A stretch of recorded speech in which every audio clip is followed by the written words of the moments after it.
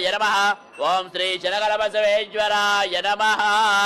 नानाविध परिमल पत्र पुष्पाणि समर्पयामि। गुणेश तस्मै भेजयारास्मै प्रत्यक्ष दीपं दर्शयामि। धूपदीपानन्तरं शुद्धाचमनीयं समर्पयामि। नैवेद्यम्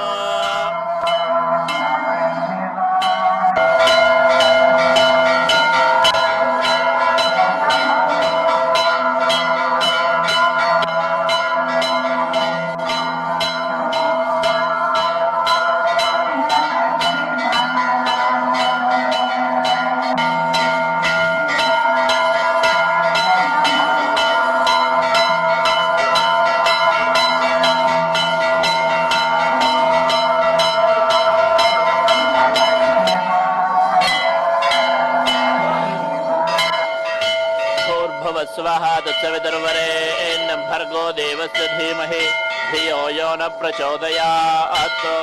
सत्यं त्वर्तेन परिषिञ्चामि अमृतमस्तो अमृतोपस्मरणमसि। नन्दीश्वर स्वामिने नमो नमः। अवसरार्थं नैवेद्यं निवेदयामि।